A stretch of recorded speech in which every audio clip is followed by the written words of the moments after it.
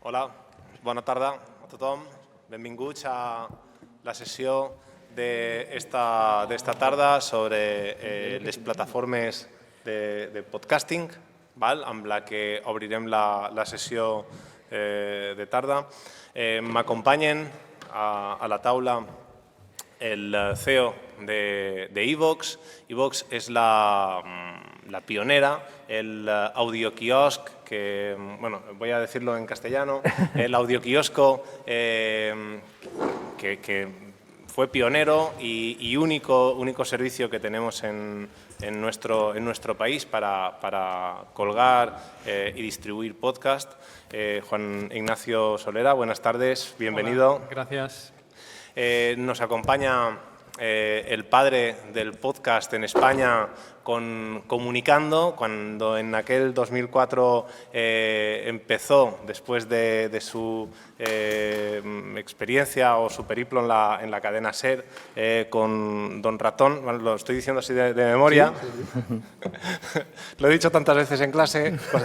José Antonio Gelado, buenas tardes, bienvenido. Encantado, un placer. Lo he dicho tantas veces en clase, cuando hacemos referencia al podcast, hablamos de Ben Hammersley, hablamos de Adam Curry y Dave Winner y tenemos que hacer referencia en España pues, al padre del podcast en nuestro país, ¿no? El primero que lanzó aquel podcast llamado Comunicando. ¿Vale? Que en aquel entonces los más jóvenes, no sé si queda algún teenager de la generación Z de esta mañana, bueno, Marta, no se acordará que para conectarnos a Internet teníamos que estar, el teléfono tenía que estar comunicando, ¿no? Y de ahí venía el nombre.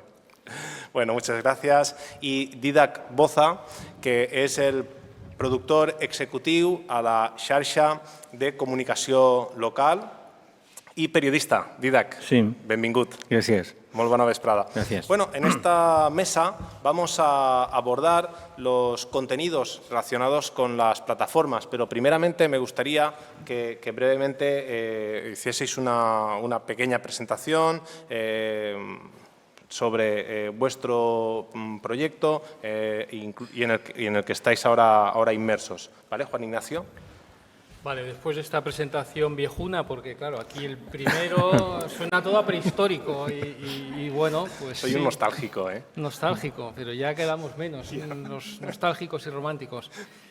Pues sí, nosotros montamos hace ya 11 años Evox, que era la primera y única plataforma de podcast en España, que de alguna manera vino a democratizar el uso de la radio o la escucha de la radio a nivel popular, ¿no? Hasta entonces era muy complicado en la creación de un podcast, tenías que buscarte un servidor donde alojarlo, crearte incluso tu propio RSS, que Gelado daba talleres en su día en las JPod de aquel momento de cómo crear tu propio RSS.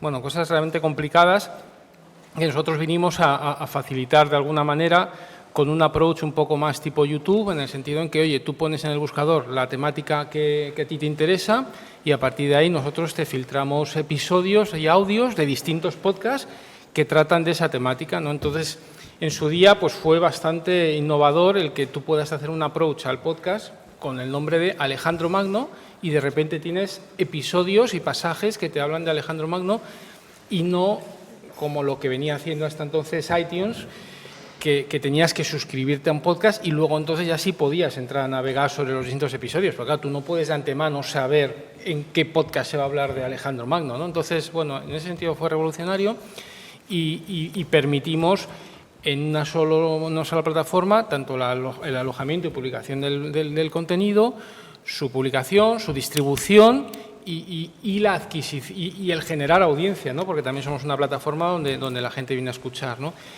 Y en todo este periplo de tanto tiempo, la verdad es que hemos ido viendo necesidades por parte de esa comunidad de oyentes, de podcasters, de aspirar a profesionalizar, monetizar su trabajo y hemos ido incluyendo ciertas herramientas de monetización como los micromecenazgos, ¿no? Que es la funcionalidad que mejor nos funciona, que la abrimos ya hace casi 4 años y que en este periodo pues hemos repartido más de 1.200.000 euros solamente para los podcasters, con la filosofía esta de que bueno, realmente yo publico mi contenido en abierto para todos, solo que algún episodio lo hago extra para aquellos que bueno, pues valoren mi esfuerzo y mi trabajo. Entonces, hago una especie de episodio extra con la periodicidad que yo quiero y admito, o la gente puede hacer ese apoyo, esa suscripción mensual, a partir del precio que ellos elijan, de 1,5 € al mes.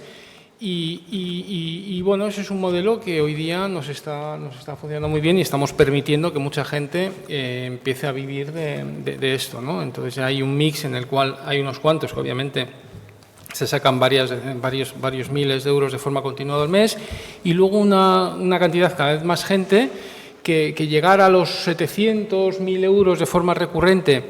Y sobre todo lo que nosotros decimos, viviendo de su audiencia, que no es lo mismo que venga una plataforma, una radio y te contrate temporada a temporada, sino que eres tú el que estás consiguiendo que sea tu propia audiencia la que pague por tu contenido, pues la verdad es que estamos muy contentos con ello. Entonces, un poco, y acabo, es toda esa evolución, ¿no? De una plataforma que al inicio venía a dar una solución a algo tan complicado que Gelado venía explicando, de cómo hacerte tu propio RSS y alojando en servidores que no existen, como Blik TV, que contábamos antes, dando esa solución, y luego, ya según el sector ha ido creciendo y desarrollándose, integrando herramientas de monetización, como son el iVoox Plus y las suscripciones para fans, y otras que luego, si acaso hablamos, que no voy a enrollar más, de integración, un marketplace publicitario para integrar marcas con podcasts.